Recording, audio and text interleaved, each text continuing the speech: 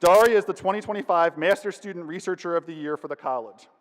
Daria has distinguished herself as one of our finest graduate researchers, and it's my pleasure to introduce you today as our speaker.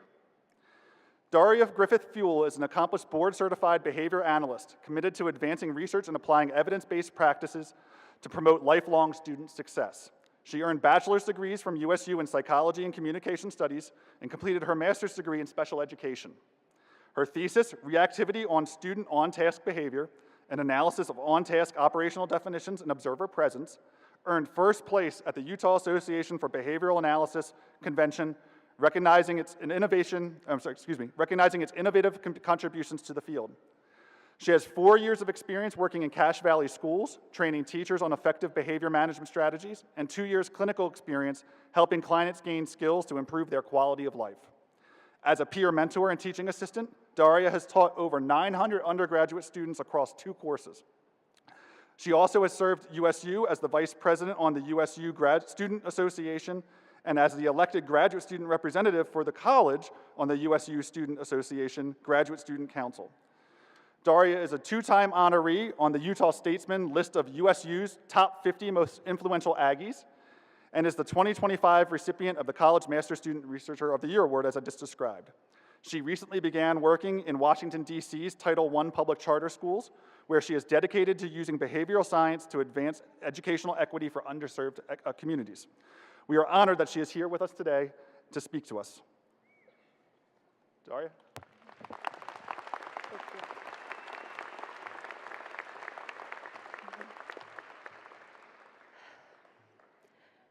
There's a strange moment that hits you right before graduation.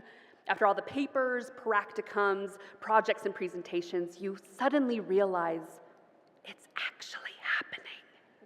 Today is that moment. And it's a joy to be standing here with all of you to celebrate it.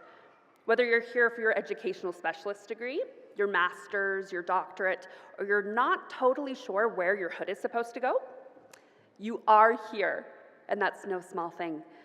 Today, we represent an extraordinary range of disciplines, spanning education, psychology, public health, human development, speech-language pathology, special education, instructional technology, counseling, audiology, sports medicine, neuroscience, behavior analysis, kinesiology, and beyond.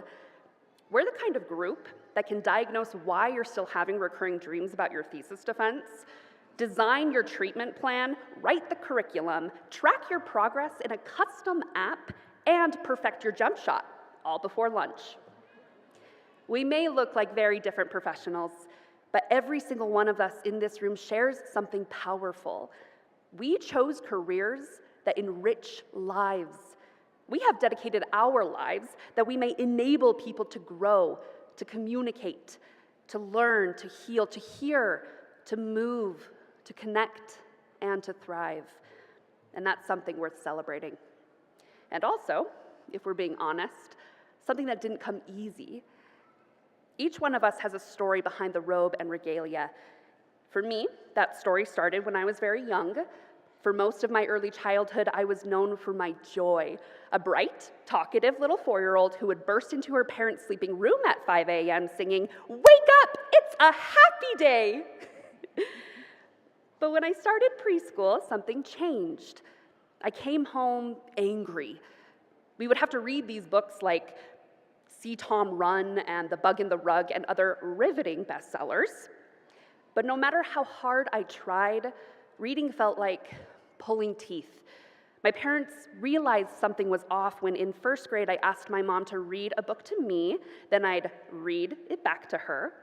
The only problem, I had memorized everything she had said and was reciting it back to her word for word because that was easier than trying to read myself. When I was asked to read independently, I couldn't.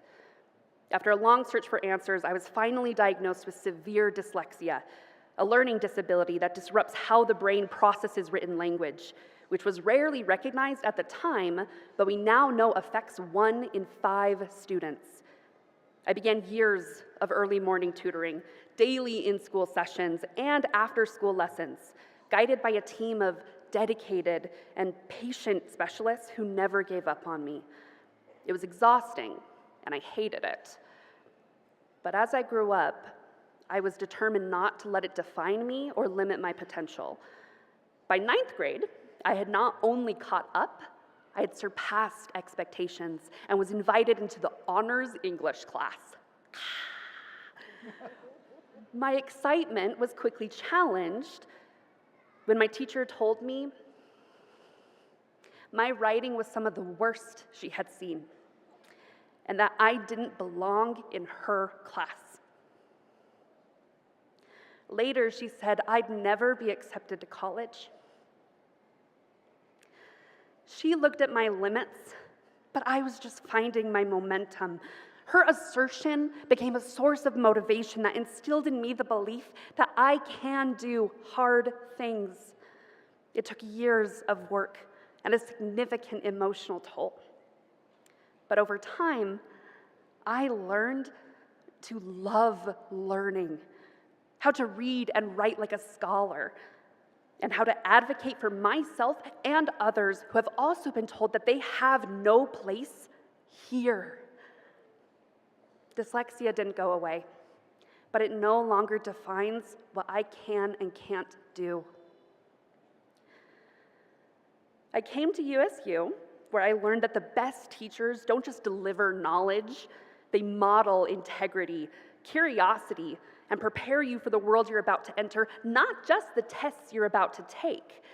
And my peers taught me that collaboration, not competition, make us stronger and more connected in both purpose and progress. To the College of Education and Human Services, thank you for this honor of representing this outstanding group of students. And to our faculty, families, and friends, thank you for being our support systems through the late nights, the doubts, and the deadlines.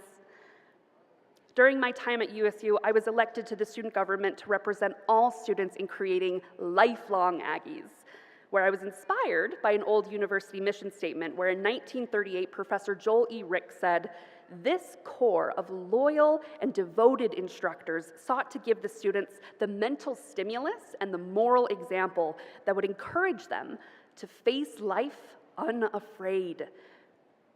Today, we stand at that same threshold of our next beginning, ready to face life unafraid, armed with knowledge, sharpened by experience, and grounded in resilience. Whether your journey to this day started with a spark of curiosity, a challenge you chose to meet, or a dream you refused to let go of, you've proven something powerful, that you can do hard things, that you can enrich lives starting with your own. Many years ago, my mother graduated from law school at another Utah university with admittedly a worse version of our school colors. On the way to the ceremony, my grandmother told her how proud she was for what she had accomplished. My mother answered to her, "Don't be proud of me for what I have done so far, because it has only benefited me. But when the day comes that I use this knowledge to benefit others, then I will hope you will have reason to be proud of me." Today, we find ourselves in that same moment between what we have achieved and what we were called to do next. The degrees we receive today are not just a mark of what we finished, they are a promise of the service still ahead. And now, we get to do the real work. We didn't earn these degrees just to make a living. We earned them to make a difference. By finishing these programs, we've already proven to ourselves that we can do hard things, not alone, not perfectly, but with enough heart and grit to say, "This matters. I'm not giving up." We've gotten through some of the hardest work of our lives, and we did it for a reason. This education wasn't just about developing skills or earning credentials. It was about preparing to meet a need, because there is need all around us. Education is the key to success, but in a world where power-hungry people keep changing the locks, we must do and be more than just educated. We must be people with hearts, with courage with minds that continuously seek to grow into more than what a grown-up or our own fears once told us we couldn't be. In this world that is divided, overwhelmed, and uncertain, with education being challenged on every Capitol Hill, we are a part of the small percentage of the population that has had the privilege of this exceptional education. And with that privilege comes responsibility, not to fix everything, but to show up where we are and make a difference, to lift where we stand. As President Barack Obama once said, change will not come if we wait for some other person or some other time. We are the ones we have been waiting for. We are the change that we seek. You may not be able to cure an entire system, solve every crisis, or quiet every conflict, but you can change the life of the person in front of you.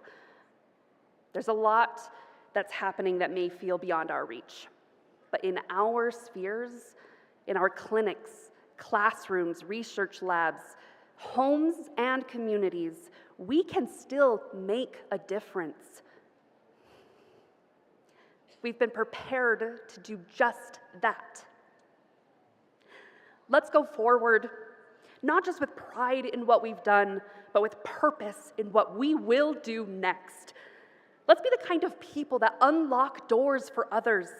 We are the ones we've been waiting for who will face life unafraid. Class of 2025, congratulations, and go Aggies.